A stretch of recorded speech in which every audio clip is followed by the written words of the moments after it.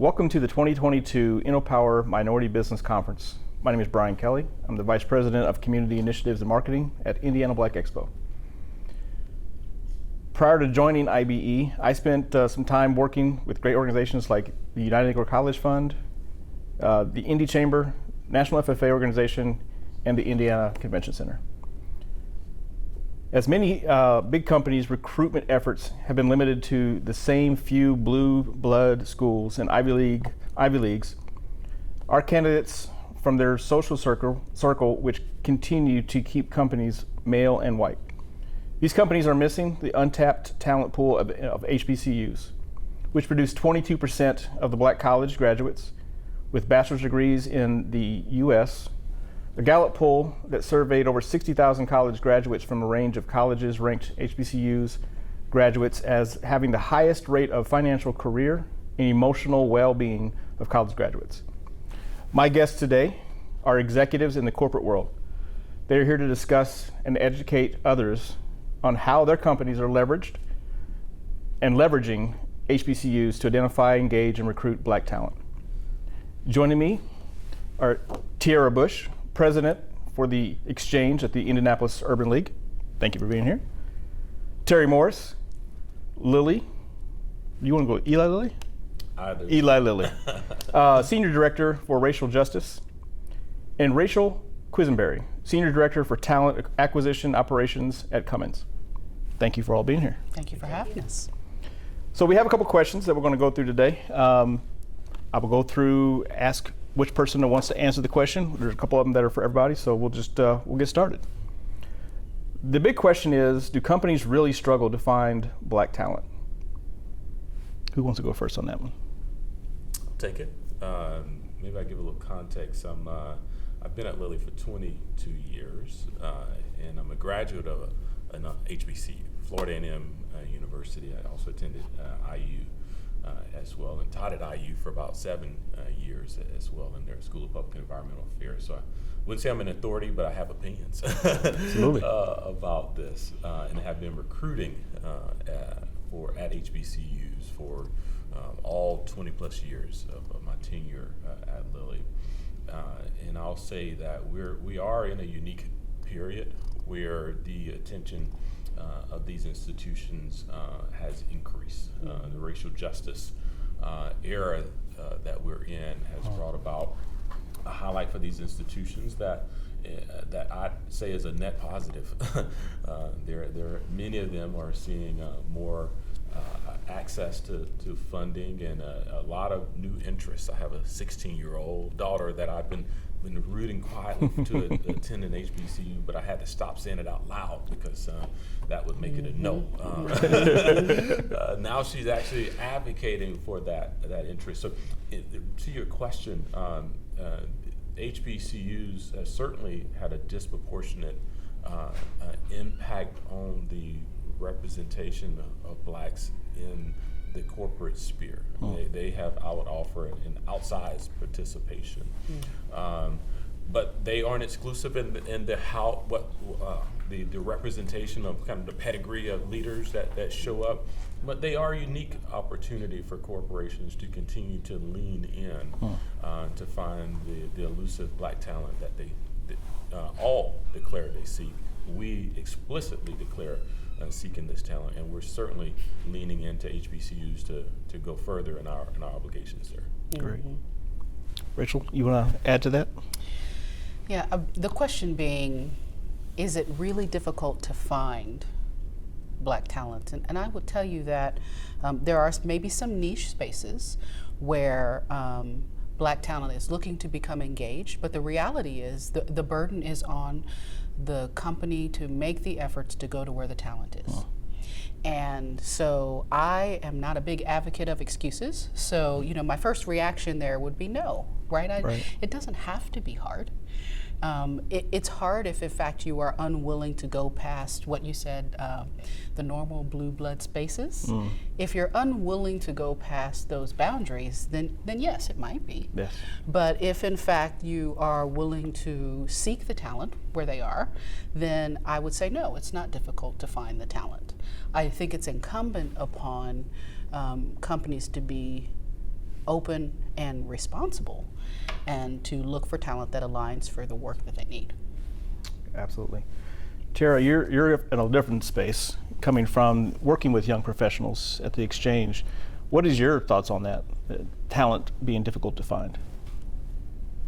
Well, being a part of the exchange means that I am connected with about 60 additional chapters of young professionals across the country.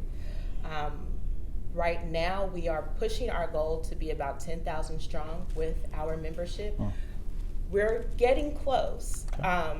So that's between 5,000 and 10,000 Black professionals we have in the nation that work in a variety of areas. So I can say, if you're looking for talent, beyond going to the HBCUs, if you think that's, a one-stop shop, come to the Urban League. Go to the NAACP. They also have young professionals organizations and networks. So we are here, but have they come to us? Not necessarily. Okay. And it depends on if these companies actually know. I know that Lily does a great job with being connected with the exchange. We have a board member with the IUL that's always sending people to us or trying to figure out how we can better partner, specifically for new talent that's coming into the state and to the city. So we're here, Right. and we are definitely a talented bunch of people. Right. So, when we're looking for employment, or employers are looking for new blood to come through the doors, we have them at the ready. So my follow-up question was, are they out there? So you're saying yes. So Terry, are you finding that to be the case? I mean, as you're looking for talent, diverse talent, are you finding them? Yes, the talent is there. However, I will say a new challenge in this landscape is this notion of the great attrition, Resignation. I've heard it in a context always great, but it never feels great on the back end of that because you're having to deal with the evolution of your talent. I'd say that many companies who prior to say 2 years ago didn't have a DEI office have DEI offices now, which is great. The interest in having a more diverse and inclusive and equitable workforce is higher now. So it's creating more competition for talent, which is great, and more competition for diverse talent, which is great. Right. So it's really challenging companies who've been at this for a while to have to go into more creative engines in their world to produce the same results, if not the greater results, which is a company like us. We've certainly declared aspirational goals in our world, and we intend to get there. There is more competition in order to reach those goals, and so it's actually challenging us to go to more innovative solutions to get there. Awesome. I agree. The next question I have, so where as we as a community, city, state, where do we start in terms of how do we attract diverse talent? And we had this discussion, we all can't go to the HBCUs and expect that's going to fill everyone's needs. So where do we start?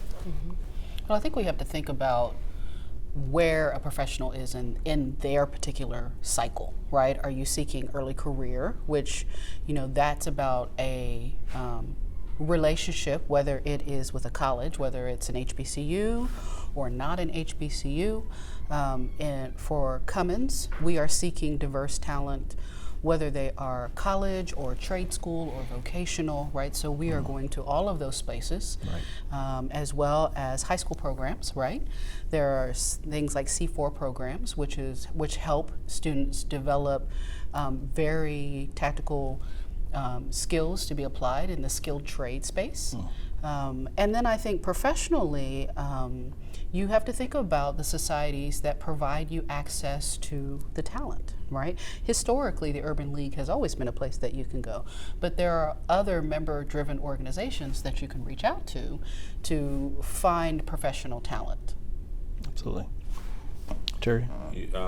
Ditto, is that okay to say? The only and I would add, certainly in this period, there's this heightened emphasis on skills first. And I think you alluded to some of it, particularly in the trades world, we are beginning to expand the places that we enable access to talent in the professional arena. We are enabling it through apprenticeships. So we have a multiple new apprenticeship opportunities that provide access to underrepresented community members to have a foot in the door, have a 13, 18-month apprenticeship experience in, say, IT or HR or our research and development organization, and then launch into a successful career with a family-sustaining salary to start with. So we have our CEO a few weeks ago spoke at the Economic Club, and he, pardon me, with CICF, and he talked with his peers about the fact that the one thing that they all have in common is that they need more people. And he acknowledged the difficulty they're in and encouraged that group to explore new patterns of access to talent. And Skills First is one of those new patterns that I think will create more opportunity for communities like ours. Great. Tara, your organization helps these young professionals come in and feel acclimated, become connected. Give us a little more example of what that looks like for a young person who may be looking at this show right now and saying, how do I get connected to the right folks in this town, and how do I build my network and my personal brand? Absolutely. So a very present example, a cohort member of mine from a fellowship associated with the exchange, she was new to the city. She moved here from DC. She actually works at Eskenazi, so she obtained a job there, brought her here, and she's doing great. When she got here, she knew to connect with the exchange or any affiliate in whatever city. If they have a young professionals chapter, get connected. And what we love to do here is to welcome people with open arms, show them where to go, help them identify where to live. We do have members that have moved to Indianapolis that might live far out on the south side. It's not bad out there, but if you're going to look for yourself in Greenwood, it's going to be difficult to find, right? So if you value being in community in that sense, then here's where we suggest you live. Or here's where you can go get a little more networking done outside of just our organization. And it's a two-way street for people coming into Indianapolis as well as sending members out to other cities. So again, DC is ever popular. Right. We had a member just a year ago. She got a job out there with a professional sports team, and she's like, well, I don't know how I'm going to meet people. And I said, well, let me connect you to the president of the Thursday Network, which is their YP chapter out there, and he'll get you plugged in, get you connected with the membership chair, and make sure that while you're taking this solo journey in your professional career, that personally you don't have to be alone. So that is, in addition to all the things that we do as young professionals, that is really how we keep ourselves in community, is making sure that if you're seeking us out and if we're put in touch with you, that we bring you in and we don't let you go until you feel ready to fly solo. Absolutely. I have to note, I wish I had been exposed to the exchange 21 years ago when I moved here, because I lived in Greenwood for the first year and a half. Greenwood is a great place, but does not have access to some of the community needs that I had, like a haircut. I don't need one now, but I did need one 21 years ago. Yes, sir. Yeah. Absolutely. It's true. I have some follow-up questions. I'm going to come back to you on that. But do companies, Lily, Cummins, what are your strategies around talent attraction? Specifically remote. So if they're not from Indiana, if they're not from Indianapolis, what are your tactics and strategies on attracting them into Indianapolis? Well, we certainly have leaned into our friends at the Urban League. One of our treasurers actually on the board for the Urban League. We certainly recognize to get access to the best talent, and which is always diverse talent, we need to have a community that they want to be in. And so we certainly lean into opportunities to help the organizations like Urban League, IBE, and beyond be the best version of themselves possible by having people participate in helping to curate the worlds and the cultures that they're seeking to drive here. Yeah, and we do know that it is art having people come from, say, Florida, like I did, and get integrated.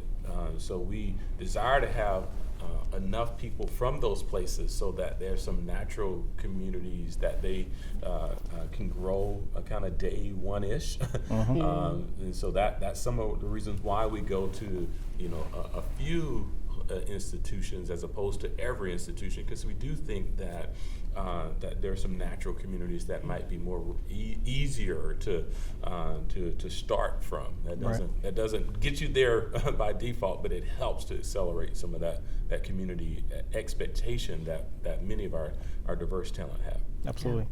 I would say that we have a lot of layers to the strategy that we do to source the talent. To Terry's point, we think about sourcing pipelines, right? And so you don't want to boil the ocean. Or if you do, then it's hard to be effective. Right. So we have a group of partner schools that we work to develop richer relationships with, right? Like some of the things that we talked about, right? Multi-year internships and co-ops, as well as, you know, being a part of the school, making sure that we're engaging with the leadership, giving us opportunities to engage with the students in more ways than just having them come to Cummins, so that when they do come to Cummins for those opportunities, whether it's an internship, a co-op, a right out of college position, right? They have had time to develop that relationship. And that is a big, important thing. Another thing that we have, and I know that Lily has this as well, we have employee resource groups.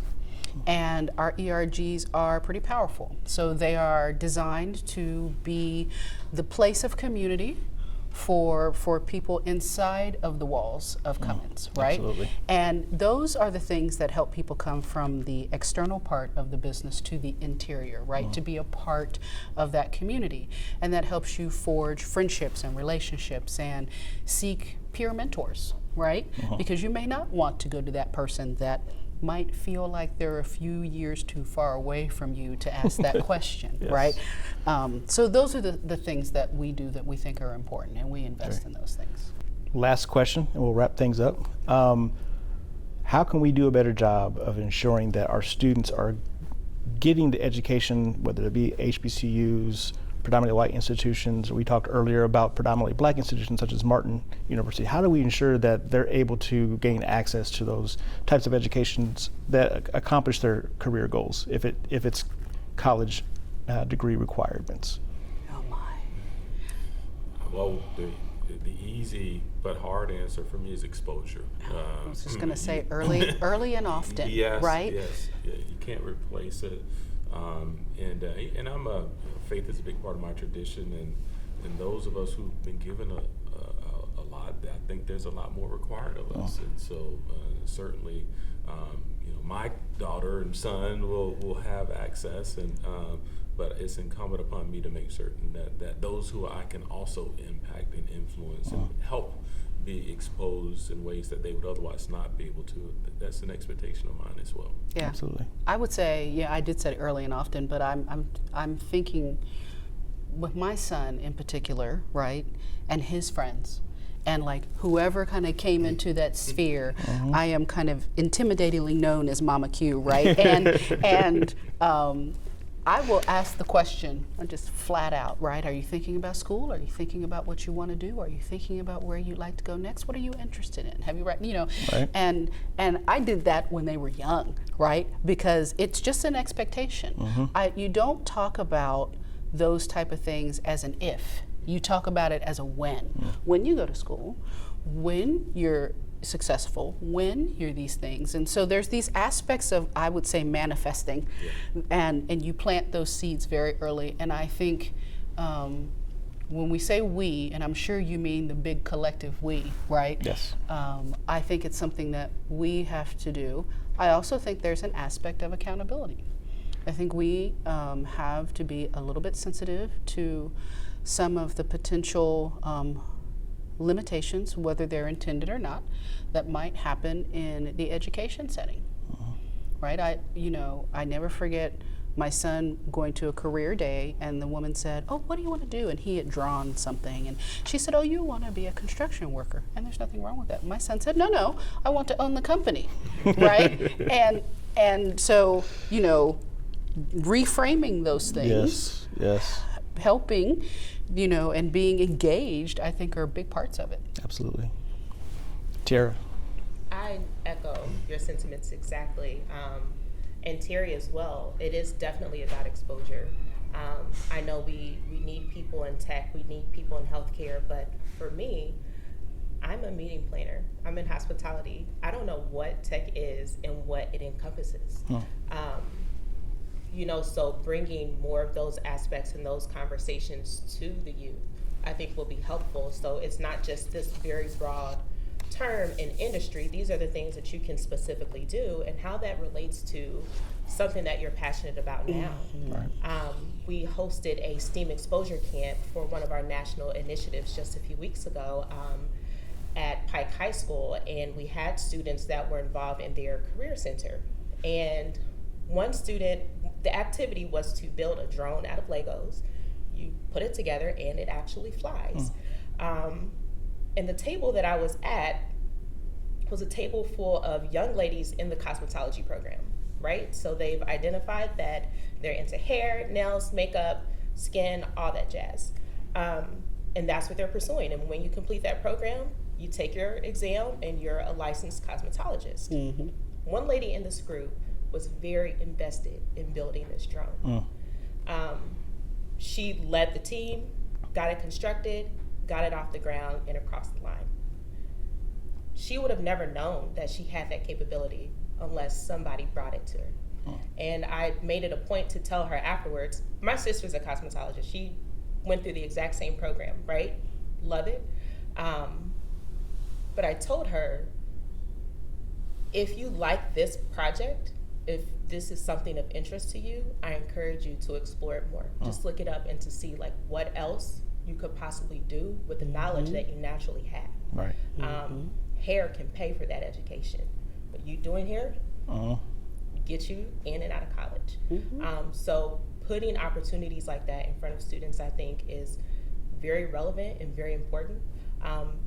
I love what I do, but perhaps maybe I would be in healthcare if I had somebody, you know, expose me to an area of healthcare that would interest me. I mean, you could be in talent acquisition. You never know. You never know. Well, I want to thank my panel for your insight, your expertise, and your personal stories. And as partners of Indiana Black Expo, all three of your organizations, we thank you for everything you all do for this community. Thank you very much.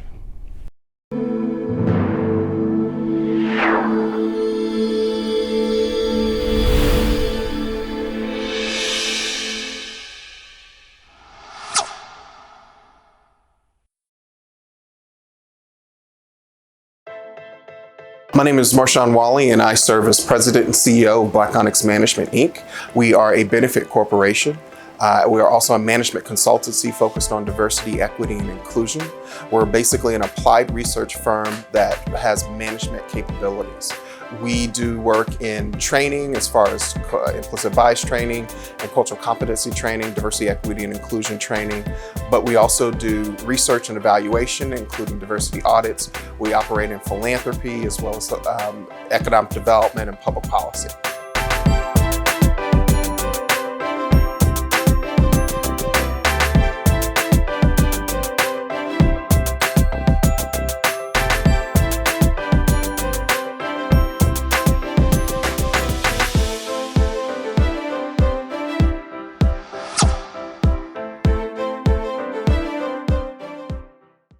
Good afternoon. My name is Whitley Yates. I'm the Director of Diversity for the Indiana Republican Party. I'm a business owner, a mother, community advocate, and a law school student. My guest today is Vop Osili, President of the Indianapolis City County Council. Let me tell you a little bit more about Vop. Vop graduated from Carnegie Mellon University with a bachelor's degree in architecture. He also has a master's degree in urban design and architecture from Columbia University. Vop Osili is the president of the Indianapolis City County Council, representing District 11, which happens to be my district. District 11 covers the downtown area, the west side, as well as IUPUI. He was selected as president of the City County Council by a unanimous vote in 2018. He currently sits as the chairman of the council's Public Policy Committee as well as the Parks and Recreation Committee. So please welcome Vop.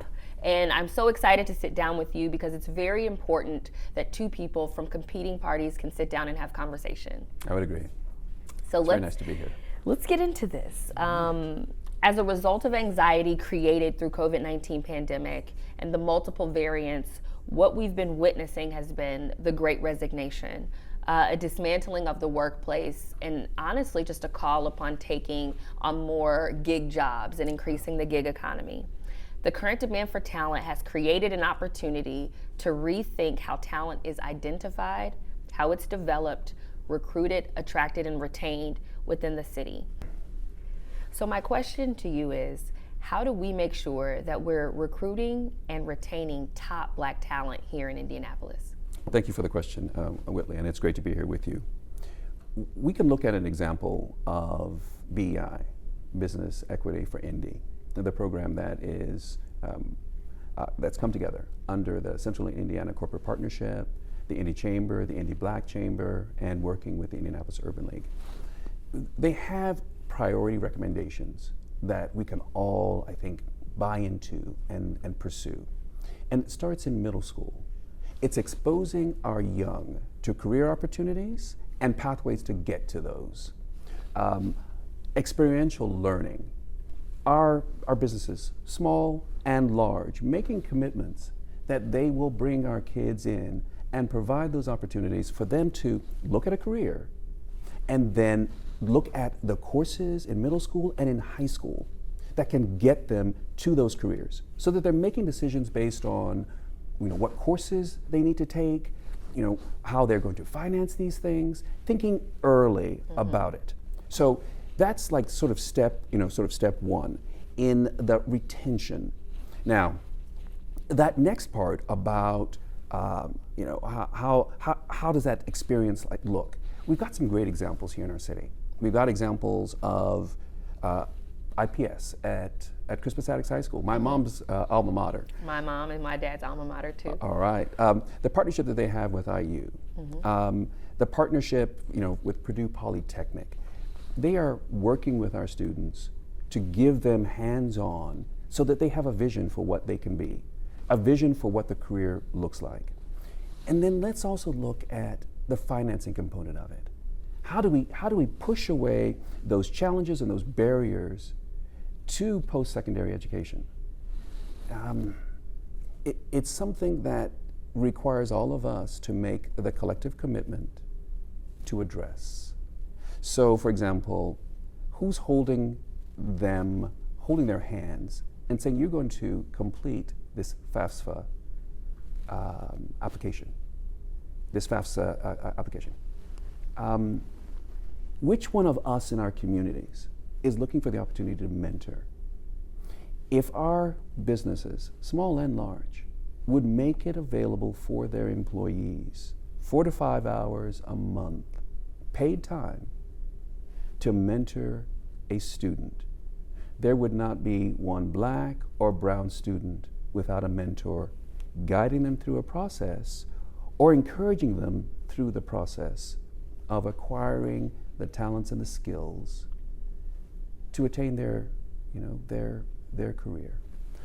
It's a big question, but what counts is our entire community coming around our students and giving them that vision for what they can be. And when we have a collective community like that, it by itself not only retains, but it signals to the rest of the world that we're serious about our citizens and our residents. And that's our challenge, but it's achievable when we put our heads together. I would agree 110%. As someone who mentors in the inner city schools, I'm seeing that a lot of times the younger children, specifically the Black ones, they don't believe that they can be what they can't see someone else do. And so providing them with the exposure and experiences to new things and new careers, I think would be very beneficial to allow them to then see themselves in those areas. Yeah. Yeah. A report by McKinsey & Company found that diverse companies perform better, especially when there's diversity within the leadership. So the question to you is, do you envision Indianapolis as a destination for Black professionals looking to start careers and businesses? And if so, how do we get there? All right. Thank you for this amazing question. We get there by making the commitment to addressing what has historically been inequity. If you don't mind, I'd like to talk about what the city, what the administration, what the council, put together 2 years ago, indicating that every decision that we make and the dollars that we spend were going to be done through a lens of racial equity. That the budgets that we're presented with look at the disparities that we see within our enterprise, our local government enterprise. An example of that, we did a disparity study in 2019 that indicated that our vendors, our Black and brown vendors, were only getting 73 cents to the dollar of what they possibly could, all things being equal. And then when we look at our Black and brown communities here, and we look at the wage gaps that we have, a person of color is only making 82% across the board of what a white person would make in our county for similar kinds of work. We also found that accounting for race and age and marital status, education. This exists. What we've got to make the commitment to do is address it. We've got to make the commitment that we will put at the center, because we have to, we'll put at the center equity. Without it, we'll be having the same conversation in the next 10 years. If I might add just one other thing. Our Black and brown businesses need the very same thing that every business and entrepreneur needs. It's access to capital. It's a skilled workforce. And it's a consumer base that has the resources. Let that be our focus. And let's make that commitment to getting those things done, to having those discussions, setting our goals, and whether it is 1 year, 2 years, 5 years, and 10 years. We set those goals, and then we hold ourselves accountable to those. Well, I'm big on accountability, and I think that one of the interesting things specifically about Indianapolis and the Black community here is that we, as a city, have a foundation of supporting Black businesses. We have a foundation of creating and having an entire corridor on Indiana Avenue that allow Black businesses to thrive. And we were a destination for Black businesses and entrepreneurs. And so looking at the history of our city and the foundations in which we have to build upon, I think that we have all the intrinsic value within the city already here. Would you talk more about how we can build on that legacy, because it was once here? We build on that legacy by looking at where we currently stand. For example, the disparity study that I mentioned to you from 2019, it put it in black and white, very clear, that with capacity, our Black businesses and our brown businesses could be making the same as our majority businesses. We address those things and we ask ourselves, why is that? And what is our role in doing that? As I mentioned to you just a moment ago, what we've done, as I said, in the city, especially when it comes down to our budget, is we're looking at what each department and which agency, or what each department and each agency is paying its various vendors, and what do the vendors look like? So is there a diversity in gender? Is there a diversity in race in terms of ownership? And when we start to do that, it sort of changes the paradigm a little bit. It causes us to rethink, like, well, we've worked with company A for so many years, well, why wouldn't we continue? Well, we probably will think about, maybe we need to mix this up a little bit so that there are more opportunities for more entities that may be more competitive, for the city and for our taxpayers than we currently have. And while we're at it, let's look at equity and fairness, and do we have a good distribution across the board? of the companies that we are paying taxpayer dollars, for their services. So it's a constant discussion. It is an ongoing and sustained discussion.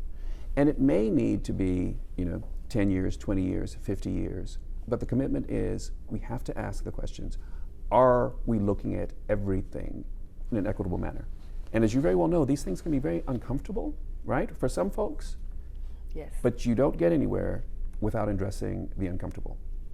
I mean, hats off to you. I wasn't sure how our panel was going to go, but I'm very excited that we can actually talk about some of these things. I think hearing you say that we got the data and now we're making data-driven decisions to delineate, to make sure that businesses are equitable and that people are getting their fair share. And by creating that culture and bringing that inclusivity into the city is how we're going to build on that foundation.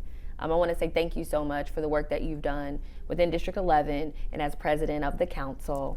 And thank you too for tuning in. We're going to hear from our amazing sponsors and be right back.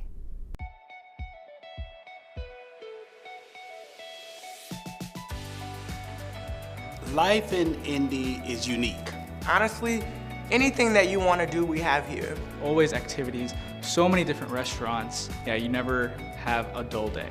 Ever changing, and it's getting busier and busier, and I'm one for big city life and also for the quiet at-home nights by the fireplace. I live close enough to walk to things. I live in Fountain Square, so I get to walk to Kuma's, I get to walk to the wine market, and take my afternoon strolls. But then when it comes to the nightlife, I like to go to the burlesque shows. I work the drag shows, and those are the things that make me the most excited about being here. Life in Indy is complex. We have a beautiful existence and experience of people who are thriving, who are at the cutting edge of innovation, who have the opportunity to make change for others. Life in Indy for me is busy.